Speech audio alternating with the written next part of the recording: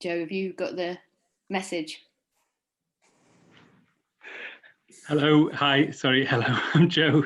I was just waiting for a message which just came up. I'm Joe, I'm the head of Music Minds Matter at Help Musicians, and welcome to this panel which is due to last an hour. I think maybe we'll just do brief introductions of the three of us first. So if we start with Ellie, are you happy to talk a little bit about what you do?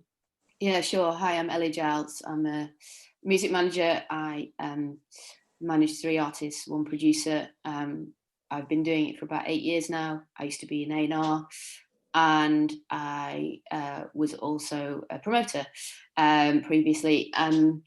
Yeah, I've been in therapy for about 2 years now, and it has probably saved my ass many times. And would say that it's something that everyone should do. Thank you. And Ash, are you happy to talk to us from Portugal?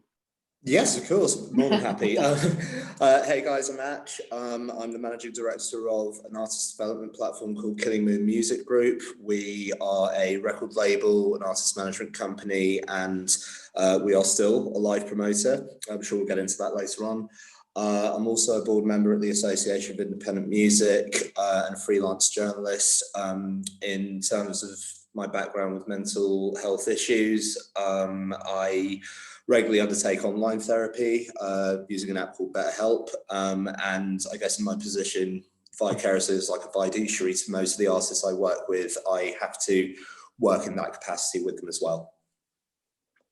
Great, thank you. So yeah, as I said, I'm Joe. It's going to be an open discussion, so there's no kind of chair function, but I'll try and kind of steer things along if needs be.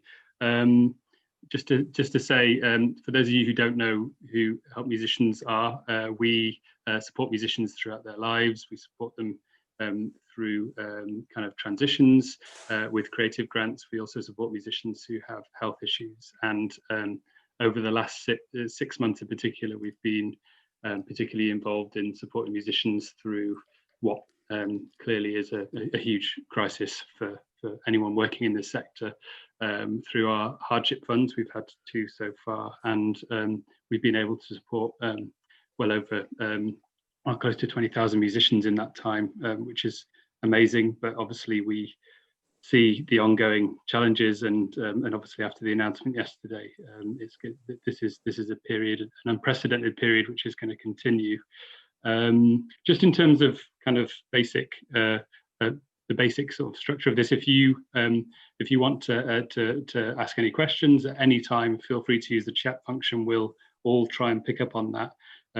Probably Ellie and Atch better than me, because as you know, I didn't pick up on when it started. But also, yeah. So if you have any questions, feel free to add anything into the chat box. And also, just to say that you know, I appreciate this is a difficult period, and this subject is obviously something that people may feel is kind of difficult to kind of talk about. But I want to ensure that everyone feels that they can be open. Anything that you don't feel comfortable discussing, you can always call Help Musicians, or you can call our Music Minds Matter listening ear service if you want to talk to anyone about anything you're finding particularly challenging. That's all free to use. And you know, I can talk more along the way about other support that we have on offer, but I feel like I don't want to dominate this by talking about the charity too much, and this should be a space for us all to talk and to acknowledge people's experiences. So if it's okay, I was just going to ask a really obvious question, which is how's everyone doing? And Atch and Ellie, feel free to chip in, but you know, how is everyone involved in this call? Is there anything that anyone wants to feed back from their experiences, particularly over the last 6 months? So I'll leave a space here to get responses.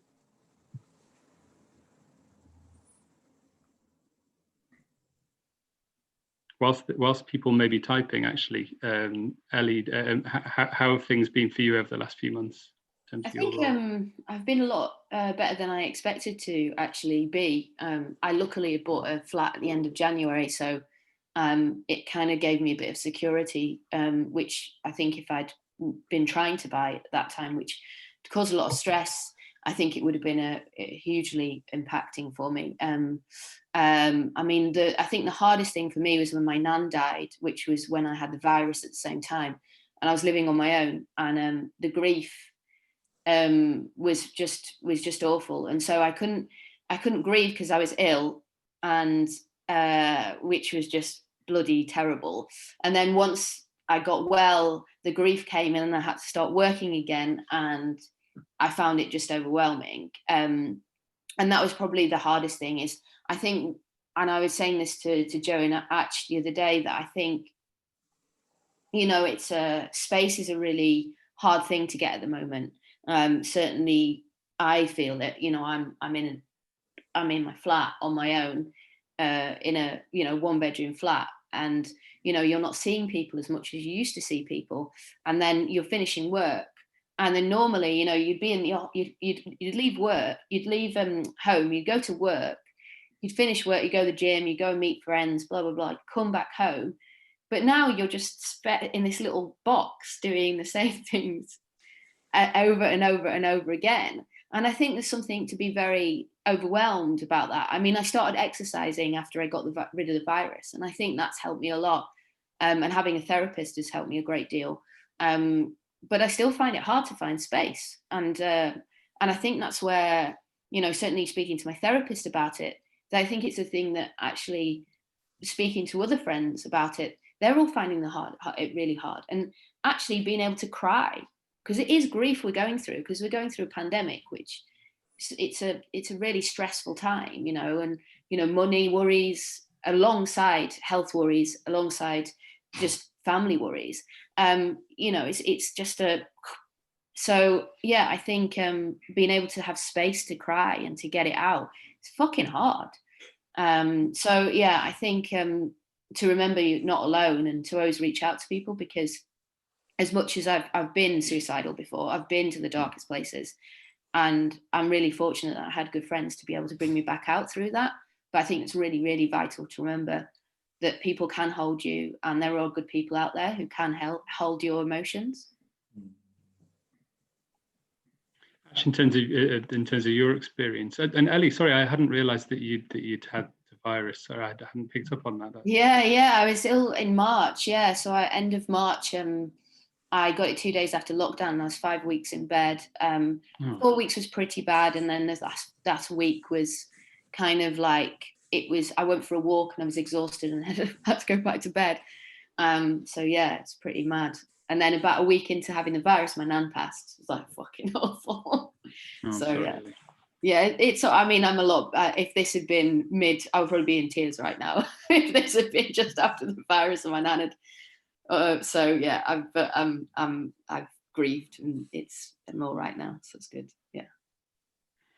Actually, in terms of your experience over the last 6 months, I guess, I mean, I don't want to delve too much into what's difficult, but maybe if we start with that, and hopefully things will become more positive as we move along. What have you found most difficult? I guess it's difficult to reconcile which crisis is worse than the other, you know, and I'm permanently reminded about how things can always be worse, and I know that. But you know, for me, the difficulty has been like recognizing when there is a problem versus my responsibilities towards other people in the personal stakes or context. At the beginning of lockdown, I was locked down with my girlfriend. We have since split up, funnily enough, due to her grieving for her grandmother, which happened a couple of months into lockdown, which was very difficult to deal with whilst I was dealing with a lot of other things. I resigned my position at a company called Last Man Music that I've been working for about 1.5 years in July, which was a bit of a massive change for me, but I suppose start of the recognition that, you know, I wasn't happy there. I mean, ironically, you know, there were certain problems that have spilled into the lockdown period that existed a lot longer before lockdown was around. I mean, prior to all of this, I was on the verge of exhaustion pretty much every week. I remember working my arse off so ongoingly that, you know, I hardly saw my friends since the start of the year. and weekends were basically a choice between remaining horizontal to try and recover for the next week, or go out, be sociable, and be more tired. And funnily enough, that element really continued into it. Like work and different music companies are doing this now. They are really cracking the whip to say, pull a white rabbit out of like a magic hat and suddenly make like releases happen in a period where it has been virtually impossible to launch a new artist. So we have a lot of campaigns banked on this year. But truthfully, the single largest reason why things started to get to me a couple of months ago, I'm helping administer as our other board members at AIM, a crisis fund that we we all decided to make this available to people who aren't actually our members, which, and alongside other trade bodies and of course yourselves that help musicians, it's been an absolute lifeline to people. For me, it was a realization that it's not going to be enough. And at a point where I started acknowledging, it sounds horrible to say, but perhaps the futility of this, and ultimately that things are going to become a bit more worse before they become better, especially with the lack of government involvement in a meaningful way, in an articulate way. And unfortunately, this meant that, people that I'm dotting out grants to are promoters, are certain agents, and people that stand outside like the recorded music sector, especially in independent music. And unfortunately, it was a day late and a buck short, and a couple of them started to take their own lives. And I realized with the benefit of hindsight that, this might be a bit of a weird thing to say, but I felt very responsible for it. And I suppose I started to not see the point in a lot of things anymore. I mean, following on from what Ellie was saying, I started to have suicidal thoughts. They manifest themselves in it because I fear pain. That's quite a nice insurance policy that I'm not actually going to do anything in that regard, but I'd be lying if I said I didn't want to wake up again when I went to sleep. I didn't see the point for a period, but in a far more positive sense, this was a couple of months ago, this forced me to actually say to people that I was having a problem, rather than trying to look as if I can do everything about everything all the time. And it's sort of shedding that certain elements of the responsibility and saying, this is a little bit too much weight for me to carry right now. And it's what I feel really amazed about is the sheer amount of support that I've received from my friends, my family in particular. And it's sort of like, I don't feel nearly as alone as I did a couple of months ago. I think it's so vital. Yeah, it's so vital to reach out to friends. There's a question here from a lady called Sarah. Do you think the perception of working in the music industry as being a fun job affects how hard we push ourselves? So we feel like if we're not burnt out, we're giving in to that perception and have to keep any stress or unhappiness low key. I think we all become our own brand ambassadors. I think we have to, we enter into this line of work that in order to, this is a quote from American Beauty, of course, but in order to be successful, one must project the image of success all the time. And I suppose a lot of the time we equate that to like being happy all the time. And I have to say, in the context of like administering the AIM Crisis Fund, I encountered a lot of resistance from the people that I really wanted to send money to. I was on the phones for like a good 2 or 3 weeks calling up everyone in indie promoter world, especially, that I knew were going to be adversely affected by this, and the realization this is going to carry on for a while. And we don't know how long. And I honestly feel, because of the perceptions that people want to have of them, that we project this image into the world that like we're fine, that is a direct reason why we ended up in this situation. It's like we have this weird thing where we just can't say at the time of a problem happening that there is a problem, because we're worried about what everyone thinks, and then no one will work with us because we're vulnerable. Well, that's how I feel about it anyway. Yeah, vulnerability is so hard to find space for in this industry. And I think a fun job, I think it is. It's really interesting. Certainly the way I work compared to what I did, say, even 10 years ago is very different. Now I've got very clear boundaries within my work, and actually I know like when I can actually put all my energy into something or not put all my energy into something. And if I'm feeling overwhelmed, I'll be like, actually, I need to have a holiday here, or I need to, I shouldn't be taking on this much work. It's not possible. I just can't do it. And I think the burnout thing is, it's common. I think it's more common than people even perceive it to be. I certainly was in burnout last year. I was dealing with a lot of grief from my therapy, past grief, and it was awful. And I was working and having to not drop balls, which I certainly did drop balls, but luckily my clients were very respectful and caring about it. But it was like, I just couldn't. It was hard to get my brain to work. So yeah, I think making sure that you have a good few people that you can say, actually, I'm fucked right now. I just need a few days. And also, like, as a manager, you know, we're seen to be the people that can fix the artist. And I'm so supportive of my clients. And, you know, I've got my clients into help musicians therapy, you know, which he said, I'm so grateful for only the other day. But sometimes it's hard to be that supporter when you're the one who's also needing support. And I think that's a real dichotomy. And sometimes when managers aren't completely there for you, the reason why they're not completely there for you is probably because they're overwhelmed themselves. So I think it's really important to make sure that you're checking in and going, are you all right? Like, the artist actually checks in with the manager, but we all check in with each other, you know, because at the end of the day, we're not perfect. We're not able to just take all this shit all the time. And certainly with the pandemic right now, fuck. I mean, it's just like shit on top of shit on top of shit. Do you know what I mean? So yeah, I think it's vital to make sure you've got got pockets of friends that you can reach out to and say, I'm not good.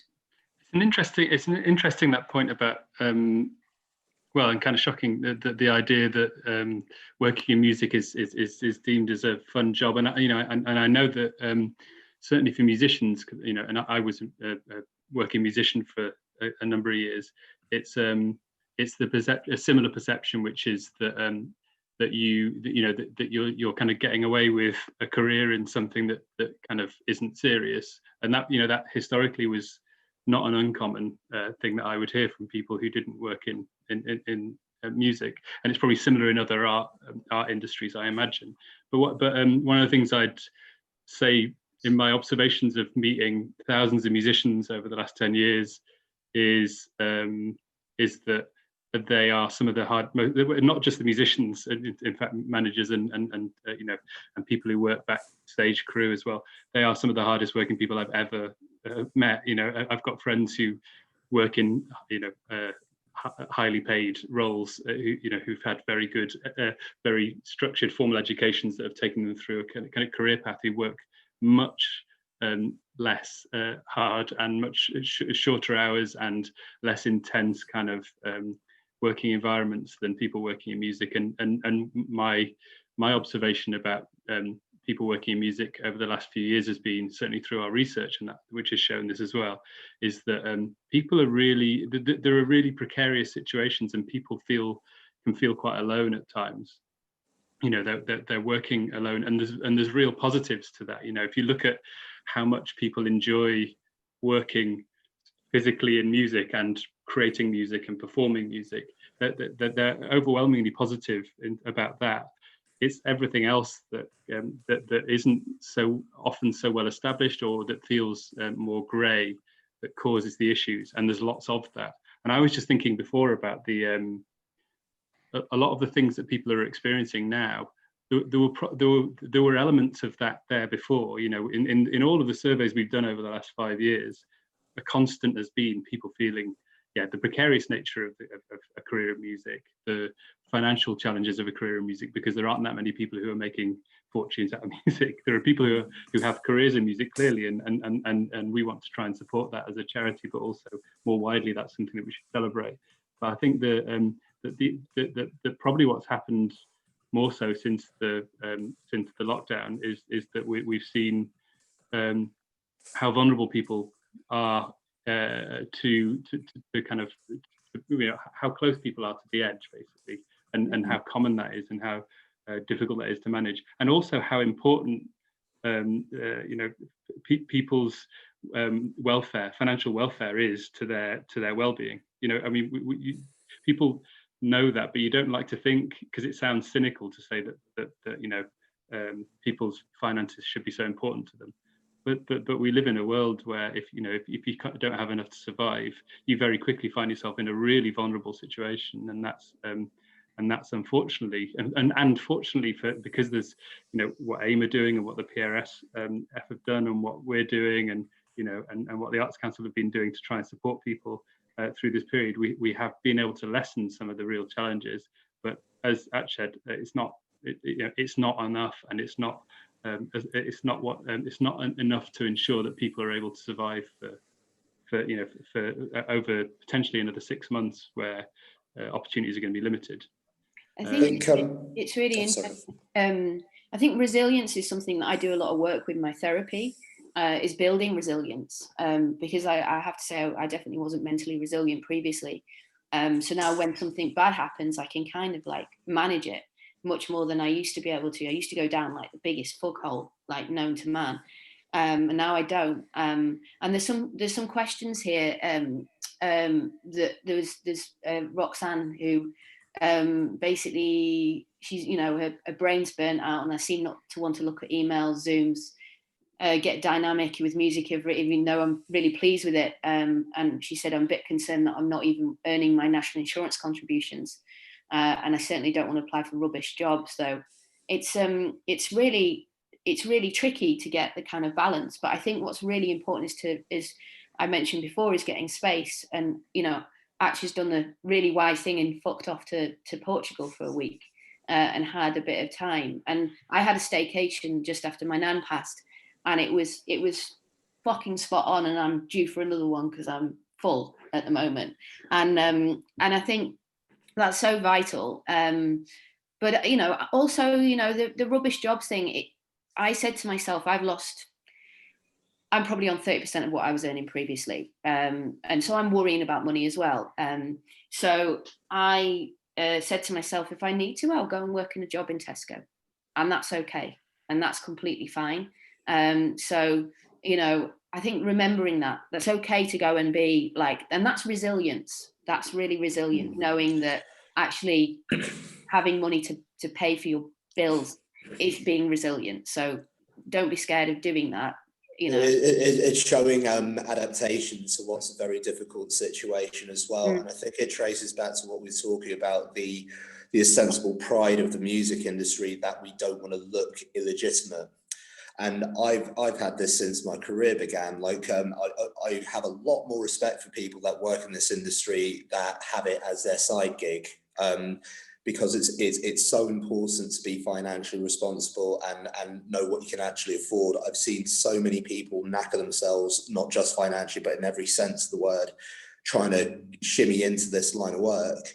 Going back to what you were saying a bit earlier, Joe, I think what might be a very acute peculiarity within the creative industries, and music included, is when, you know, it's not as if job security was really a thing in the music industry beforehand. We're one of the few creative industries, so-called, in the UK that doesn't have a reciprocal trade union for employees. So we're always sort of like, you know, feeling there is someone, you know, a sleeker, newer model that will work for less money that can replace us, or an algorithm or something like that. And, you know, in A&R terms, I'm very much staring down the barrel as far as that's concerned this age, especially with the major label developments. So I think when people started to lose their jobs, they also lost their purpose, because we have been working for years far beyond our financial recompense dictates that we should be working, because we give a shit. And, you know, this whole vehicle only runs, similar, I guess, like the NHS, because people genuinely give a shit about other people. And identity as well, isn't it? It's like you're built in. When I left Universal, I was built into this, I'm A&R at Universal. And when I left, I didn't know what my identity was. I didn't have a clue that I was Ellie Giles. I thought I was Ellie Giles at Polydor Records. And I think it's important to reestablish that value. And this sounds quite negative, and it probably is, but like, I do not think the government's lack of intervention in this space has made us feel terribly valued, and I'm not sure if we felt terribly valued before that. You know, with the varying sort of like, you know, circus that is like different lockdown rules for different areas of the country, or just general health policy overall. You know, it sucks to learn that we can't put on shows, whereas pubs can open and etc. But you know, I'm getting a bit political there, but like, what the point I'm making is like, people need to feel valued in order to get out of bed each day, in order to feel purpose. Sorry to interrupt. I think what I've learned certainly in therapy is that I can't blame the government as well, and actually you've got to take responsibility for your own reality, and that actually blaming the government is kind of probably blaming your mum somewhere along the line. But I think that's really important to remember, that you are responsible for everything that happens, and that even if I am not earning what I used to earn, like, what do I do about that? What do I put into place? And making sure that plans are in place are really important. And there's a person here who's mentioned that, you know, they're finding it hard to, like, you know, switch off, and they're just feeling maxed out, and, you know, no room for life events. But what good practices can we put in place as individuals? And I think it's really important to make sure we've got space, you know, and make sure that we have holidays. You know, therapists have holidays. They have holidays, and the reason why they have holidays is because they take on other people's shit.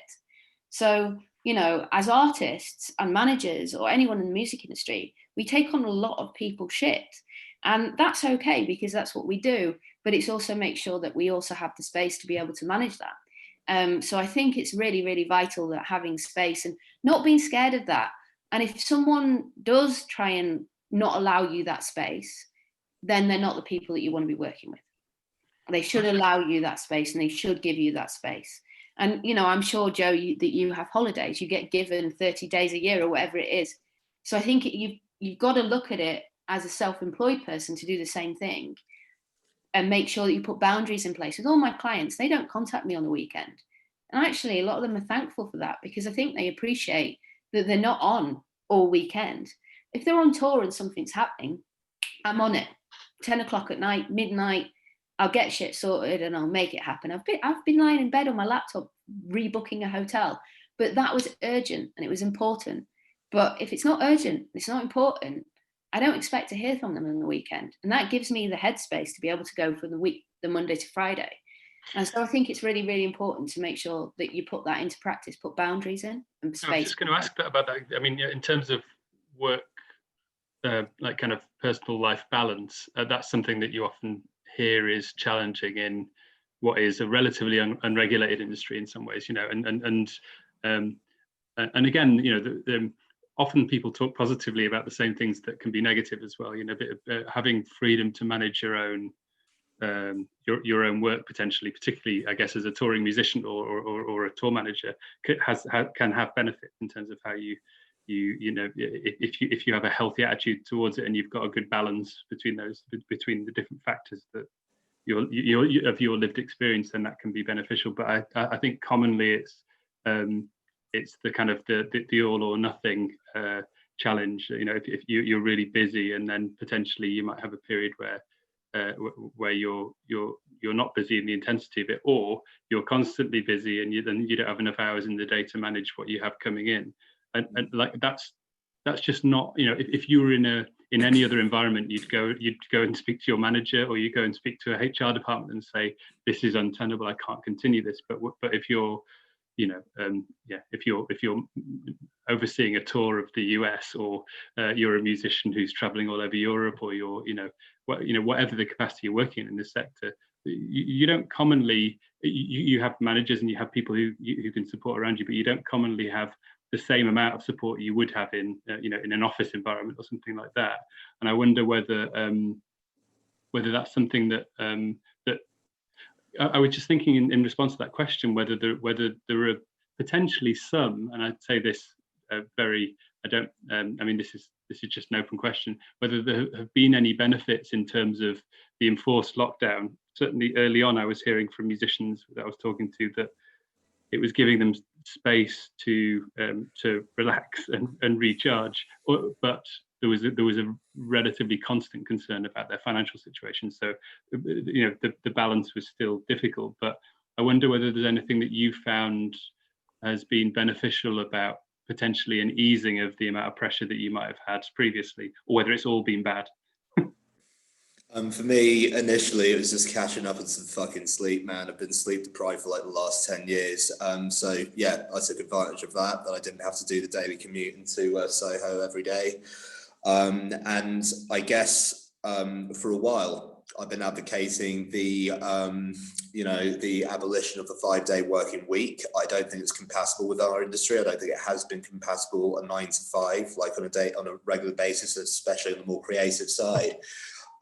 So actually it's given me an opportunity to change the administration of Killing Moon in a more positive way. I mean, now that I'm not spending money on bricks and mortar, I've now got money to spend on people, and I fully intend to follow through with those plans like in the coming months. And I guess now, compared to before, the net result of it is that Killing Moon is actually performing financially well. This kind of goes back into my guilt that I have felt with my colleagues who sadly aren't around anymore, because I don't doubt at all that the financial pressures were the single largest thing that got to them. So I think there is, for me, it's actually correcting.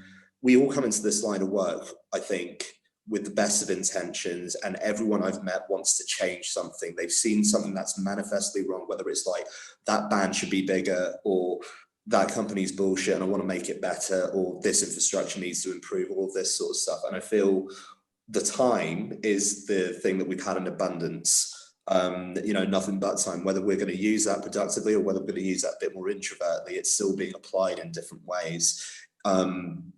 So for me, we are changing Killing Moon in a rather large way. We're now doing a 2-day working week, and the rest of it is just personal time for the staff. If they want to work on projects, I wouldn't hire them if I don't trust them to do their stuff, like whenever they feel the need to. And actually, I've found that they're way more productive now. Like, because they feel they're being looked after, they feel like, somebody actually gives a shit about them. And whereas, they're cracking on with like the more commercial side of things. I have more time to go and basically secure the finances, which means that we'll be around for a lot longer. And I think we've needed to do that for a while. I've needed to let go of certain wheels for a while. So yeah, I'm really excited for next year in a weird way. Like, there's some decent things in like the pipeline. I'm really proud of the staff that, have really stepped up in terms of like training and whatnot, and we're all supporting each other. For me personally, I feel like more sort of like level terms with them. I think historically as an employer, I've due to certain bad experiences, I've purposely kept a strong professional distance from myself and the people that I employ, and also the artists that I work with. But I've encountered like probably the greatest acts of kindness over this year from a lot of unexpected sources. So I think there's some quite life-affirming things have happened for me personally over this year as well.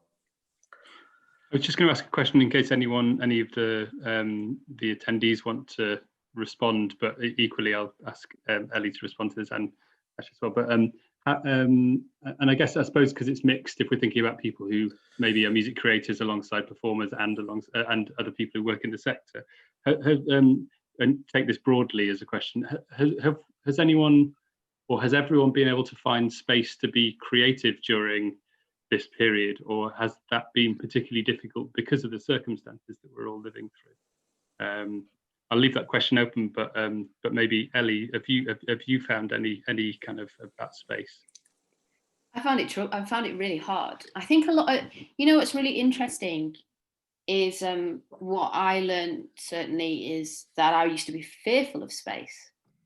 So I would fill up my life with everything else that wouldn't allow me to have space. And I think what we're very good at in this industry is going, oh, I'll go and build this, I'll go and build that, I'll go and help that person, I'll go and help that person. But actually, deep down, you just want to help yourself. So I think it's really important to make sure that like what you're wanting to do is actually also helping yourself at the same time as helping that other person. And actually, it's not just a mask for your own problems. So I think that's really, really important. So yeah, I still find it hard to get space, probably because I'm still a bit scared of space, but it's not as acute as it once was. So now I'm a little bit better at kind of like, I go out exercising. So that's very important, that space. I don't check my emails after 8 o'clock, that's space. I don't check my emails on a weekend, space. So yeah, I think that, but then also making sure I don't just sit and watch TV, I read books and like actually have like moments of like meditation and chill out and take that time. But I think it's not easy, I think, to find it right now. And certainly on the creative side of things, when money comes into it, I think a lot of them spin out. And therefore find it harder to be creative. But then I have to say some of my clients have been hugely creative. It just depends on your triggers. If you've come from poverty, then you're probably going to find money a trigger. And so therefore it might actually feel like you haven't got that security net and therefore be harder to be creative. So it's really important, I think, as an industry, to make sure that we're not putting undue pressure onto people to be creative right now. If they feel like they want to be creative, then great. But if they don't feel like they're being creative, then really try and put them towards therapy and try and get them to basically work out why that's finding that a problem, because I think it'll be something to do with space. Of course, I'm not a therapist, but just from my understanding of what I've gone through, that it's, I find it hugely difficult to do a job if I'm not clear-headed. It certainly seems from Help Musicians' perspective that people are looking for creative outlets. We've had unprecedented number of rounds for our Do It Differently fund, and also unprecedented numbers of people applying for the funds as well. And they are. It feels like when you look at the applications, people are really trying to embrace some of the positive aspects of having more time, but obviously balancing that with a lot of the challenges is something that's really difficult, and it's easier said than done. So yeah, I wondered whether anyone had any experiences of managing that, or the kind of balancing act of managing the day-to-day and paying the bills alongside trying to find headspace to, and again, I mean creative in the broadest sense.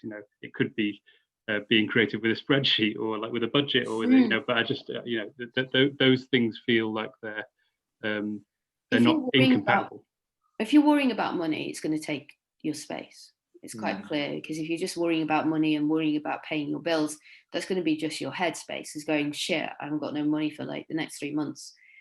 That'll be a massive issue. And so, and that's where really these, like Help Musicians, MMF fund, AIM fund has been hugely helpful. And I think we need more. And that's where the tricky thing is. I think we're going to need more support over the next 6 months. I mean, I really would love to do a live stream with one of my clients, and I can't apply for the Arts Council fund because I can't make money. And the band are only going to potentially get like 500 quid out of it, which is no point, and I potentially only going to get 250 quid out of it. So it's not going to be viable financially, because it's not going to bring us any value to us to build anything. So it's like, really, if we could have like, PRS or somewhere else could actually kind of bring us where we can have some money to do a really good live stream like Biffy Clyro could do, or any of the other big names, but then also make money from it, because then we can actually sustain ourselves. And I think that's where the problem is making sure that what with Arts Council applications, you have to be able to you can't make money from that application. So, and actually what we really need to do is allow people to make money right now, because a lot of people aren't making money. I don't know if anyone's seen this in like the last couple of days. It was a contact of mine at Facebook that gave me the heads up on this, but they've recently started rolling out business grants for small limited company owners in the last couple of days. Now, it's a similar sort of like ambition to what we have with AIM, which is to dosh out £1,000 to 1,000 people. Actually, may as well mention something something along those lines, that the AIM Crisis Fund will be open again by the end of this month, or we intend to have it open. We've been waiting for a resupply of money from some of our wealthier members who have been extremely generous in this at this time.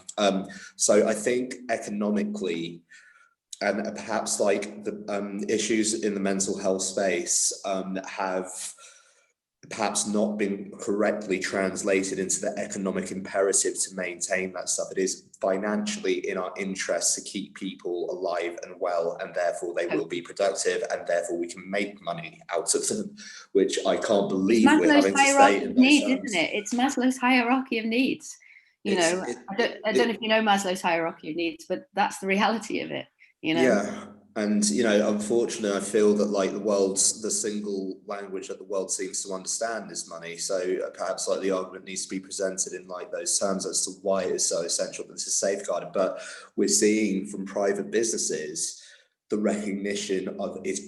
Facebook are probably going, shit, if like all these businesses go out of action, where we're going to get advertising revenue from? So they need to give us a bump. Help us to help you, and if we are truly in this all together. So that's what I mean by like, Facebook are a controversial platform, but it feels better than them not helping, I guess, and hopefully that will continue. And it seems to be sort of like continuing now, as there's a bit of a resupply, as certain government schemes have helped mitigate the economic damage that we're staring down the barrel of. That perhaps people are loosening their purses a bit more and seeing like, actually I do need to keep that supplier alive, I do need to make sure that employee is well, so I'm starting to sense it now that it's moving in a bit more of a positive direction, as various people are leading by example in the space. Just touching on the kind of some of the challenges of being isolated, and just expanding a bit more on space, Ellie. Has anyone, and again it's open to it, you can respond if you want, has anyone felt particularly isolated, or has our engagement with kind of online web resources actually enabled us to keep in contact, or has it improved our ability to keep in contact? Does anyone have any feelings about whether they've experienced social isolation as a result of lockdown? Oh, I definitely did. I was really lucky. All my friends, when I had corona, were like texting me regularly because they were all worried about me. But actually, funny enough, was once corona left the building and I was grieving, hardly any of my friends were messaging me. And I found that hugely traumatic, actually. And I had to message them and be like, by the way, like, I'm now actually grieving, and actually this is a bit when I really need your help. Rather than when I had corona, because when I had corona, I was just lying in bed sleeping 18-hour days, so it wasn't really a big issue. Whereas when I was actually grieving, it was that lack of having someone. And I think what I'm also starting to really be aware of is people aren't able to hold other people as easily. So people are becoming more and more self, I think, because they're finding it harder because they don't have the space themselves to be able to hold other people. Certainly, I'm very supportive of a lot of friends, and a lot of them are coming to me going, and I'm like, yeah, okay, not thought, hi Ellie, you okay? Because I'm so good at holding their space. But I think it's really important that we, when we're going in and talking at people or talking with people, that we also check in, are you okay?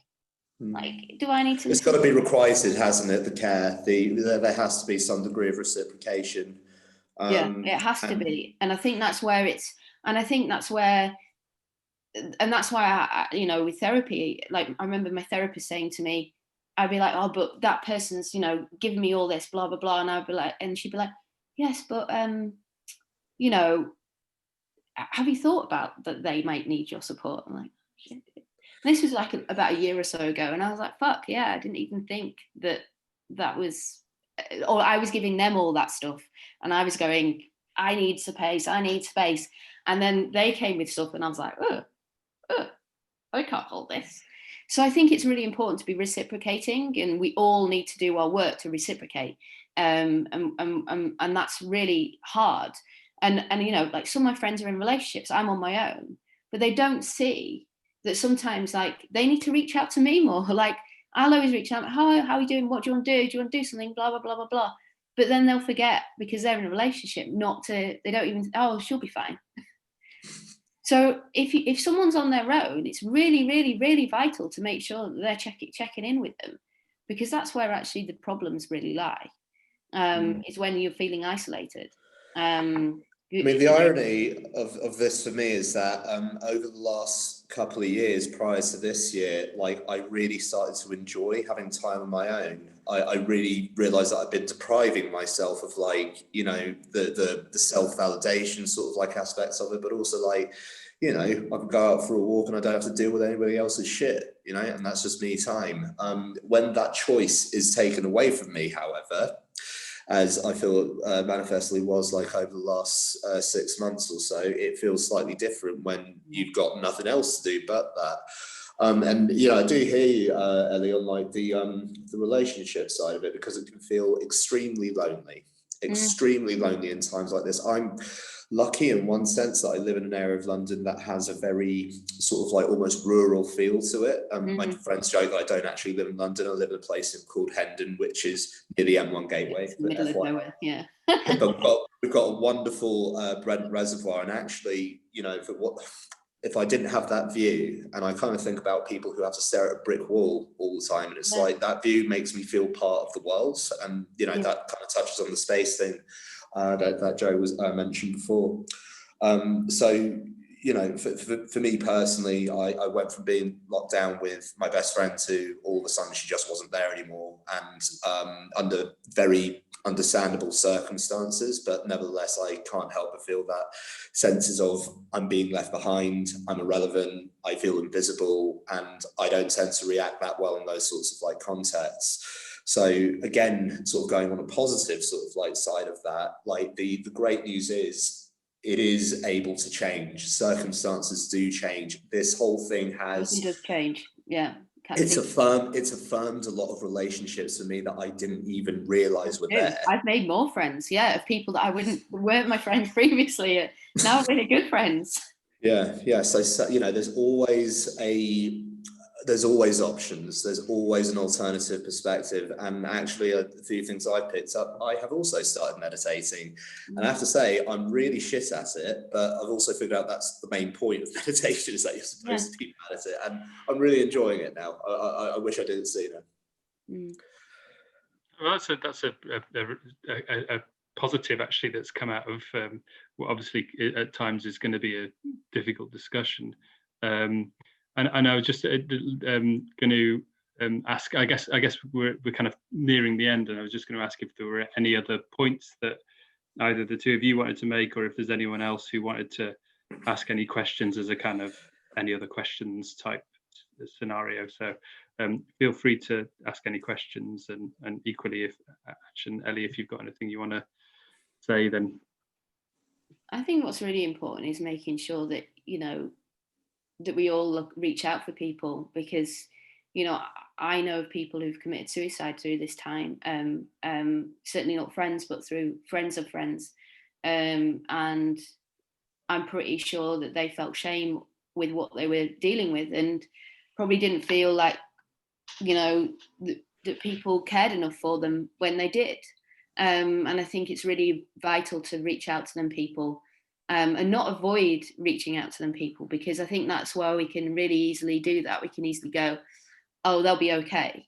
Well, are they okay? Like, I think that's hugely important. And certainly our artists and, you know, labels, I'm going to say this, but I think labels need to do more. Labels need to be reaching out and checking out more, because I've not had, and I can say this, not one, actually one, has basically sent me the fund information for AIM, because I didn't think I could get it from when I was a manager. For the first month I was like, and then that's when Rebuild came out, because I was on the MMF board and went, we need money, because there is no money.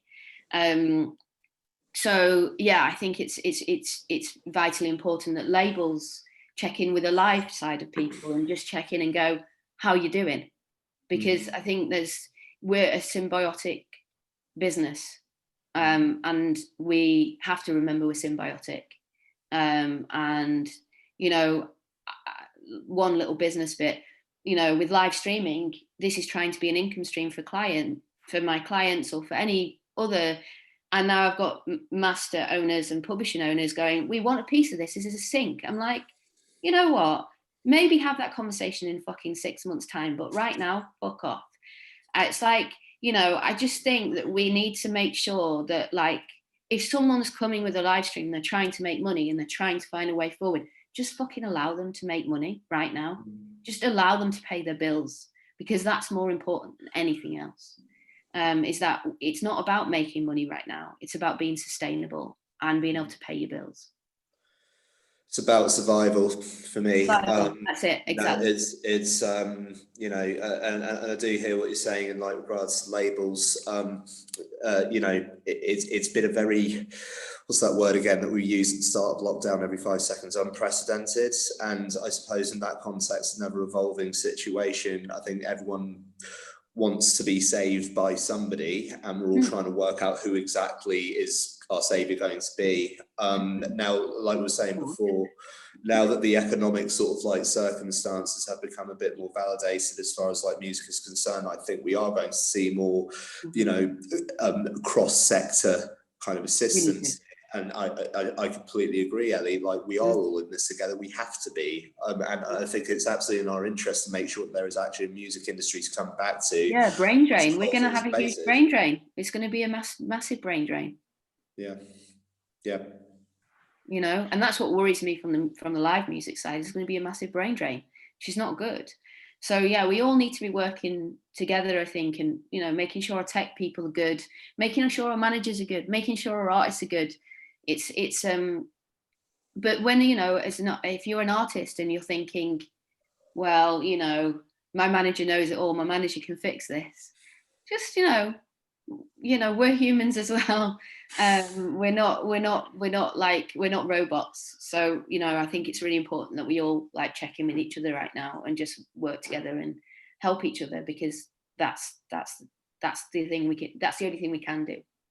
It feels like that's something that that might be a positive that comes out of this is an acknowledgement of the importance, as you said, of the sort of symbiosis of it all, the kind of the interconnectedness of this industry, and how how it's really clear that a music manager can have their own work-based challenges and kind of lived experience challenges alongside a musician who might have very different challenges, and actually finding acknowledging that those two individuals are connected by this industry is also an acknowledgement that actually, if we're talking about supporting each other, there should be support from both sides, and it should be something that's kind of that becomes more inherent in terms of the structure of this industry, because you know, there isn't going to be a remote HR department for every musician, for every music manager, for every tour manager that's going to support them to build their own kind of,